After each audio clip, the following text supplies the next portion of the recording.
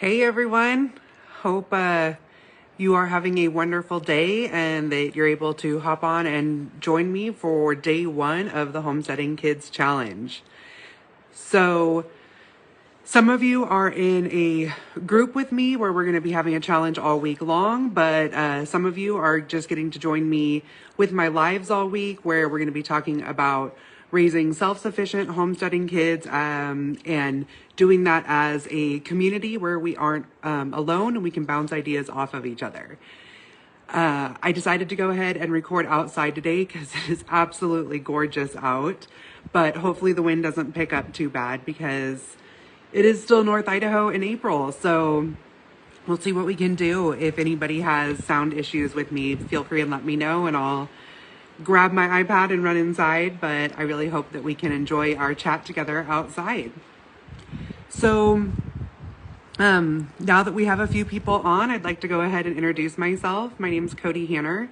I'm the host of the Homestead Education Podcast and the creator of Homestead Science Homeschool Curriculum. I grew up farming, grew up ranching. I was an ag major. And several years ago, when my husband was diagnosed with liver disease, we decided to completely change our course of life and start homeschooling our kids and, growing all of our food from scratch and raising everything ourselves. We bought a 40-acre homestead in North Idaho, and that's kind of our story. But with that, we have taken our blended family and added a couple more kids to it, and we are raising a group of self-sufficient kids on the homestead. So over the last couple of years, I have been traveling the country talking to people about raising self-sufficient kids, about raising homestead kids, about raising kids just, I don't even want to say differently because this isn't differently, this is traditional, but it's a modern traditional way of raising children. And with that, we are kind of going back to a new old way of raising kids. And when I am on the road, when people reach out to me, I get so many questions that I realize that there's a lot of people, I don't want to say they're alone because we aren't alone, but there's questions that people can't ask in mainstream life because this traditional way of life isn't part of modern society. And so I decided to launch this Homesteading Kids Challenge to kind of give everybody a place to start asking the questions, to shout out about their kids' accomplishments, and to maybe work through some challenges that we've been having that we can't talk about on maybe Facebook or our church groups or our co-ops or, at the pickup line at school because we get those strange looks, So first off, I want to talk about what are self-sufficient kids because, as homesteaders, we immediately right off the bat, we think, self-sufficiency, that's growing our own food, that's baking our own bread, that's, making sure we have 3 years worth of flour in the basement. But what it actually means to have a self-sufficient child is that they can make educated decisions, that they can problem solve on their own, that they're self-motivated, and that they have personal responsibility. And that starts from a really young age. And, a lot of people, they think that, no, I wouldn't expect my, toddler or kindergartner age child to have some of these personality traits. And the thing is, yes, you absolutely do want them to have those personality traits because they want them. They want to feel needed and that they're a part of the family and that you trust them. And that grows into a teenager that has those feelings and doesn't feel like, ooh, why are you making me do this? They feel like they have purpose. And that's a big problem with what we're having with society today is that we have an entire generation of teenagers that feel like they have no purpose. But don't worry because you can start this with your teenagers now. So the question that we get is how do we get there? But we have a whole week to talk about this.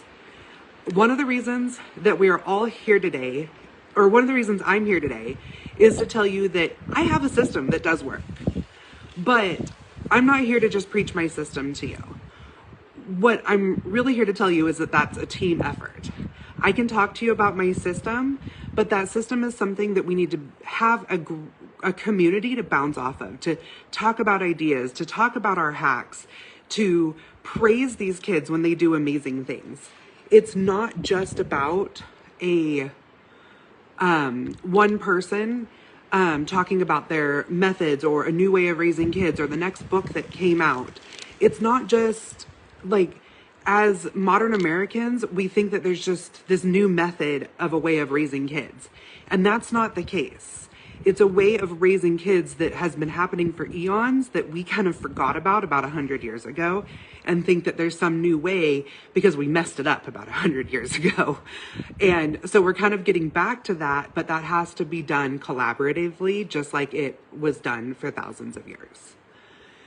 So I think I kind of like digressed a little bit. What I kind of wanted to say is we don't have to do that alone. We can do that as a support group with a group of people that get it, with a group of people that is swimming upstream with us from society. And we're all here for a reason. What those reasons are, it might be that, you know, we get those strange group looks at, you know, play group, or that we're super proud of our kids' accomplishments, but we don't necessarily always know where to share those when it isn't a baseball trophy. That you want advice or you have advice to share, but there's not a lot of people in your immediate circle that have the same excitements as you.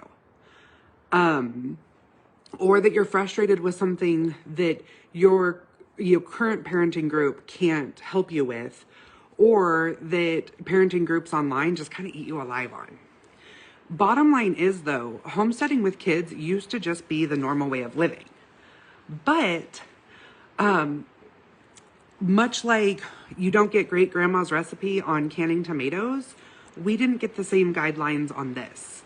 And, you know, for the last probably, 5 years, everybody has kind of been like scrambling to be like, we don't have great grandma's recipes, we've lost all these self-sufficient skills, and everybody's scrambling to get recipes and relearn things and, try to reinvent the wheel or find that wheel and figure out how it worked.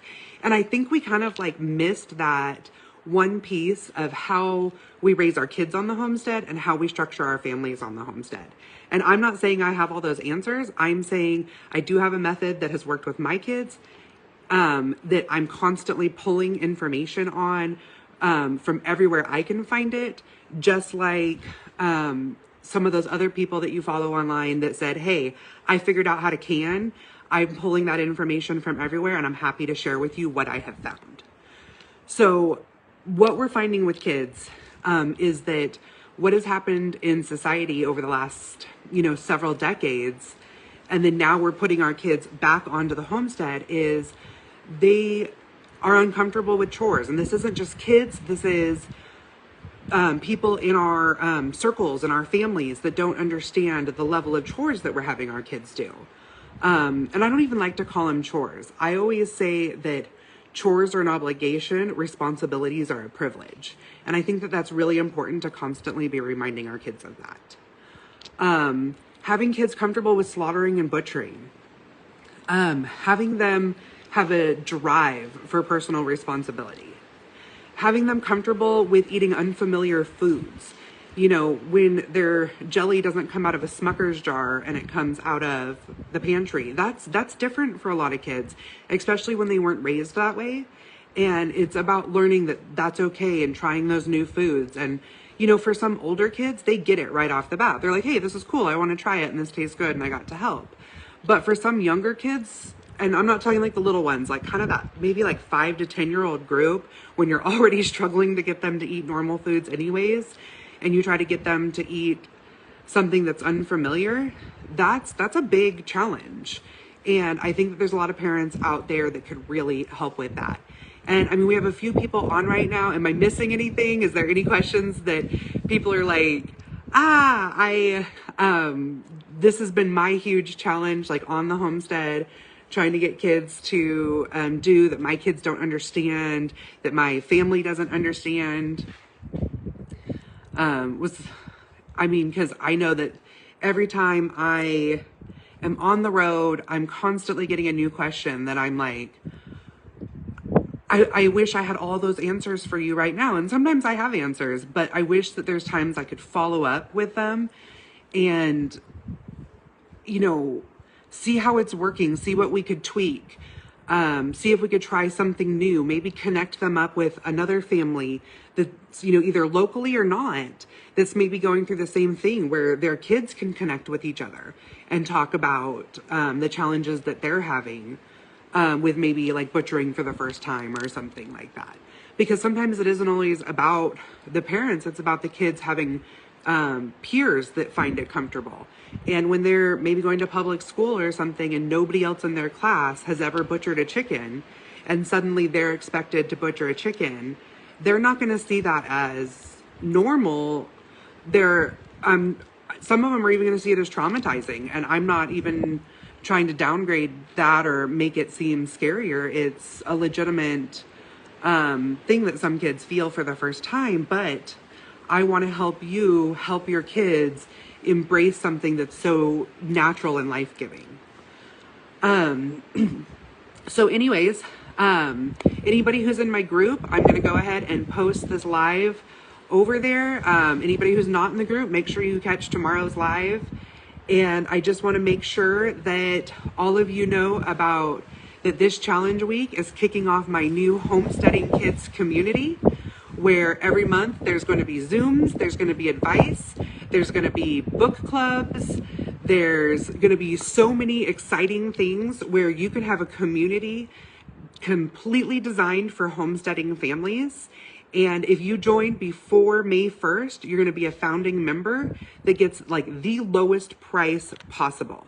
So if this is something that you're interested in, go ahead and comment kids right here in this live video, and I will shoot you over the link where you can go check that out. Thank you everybody for joining me today, and everybody who's in my challenge group, pop on over there and see what exciting things we have going on.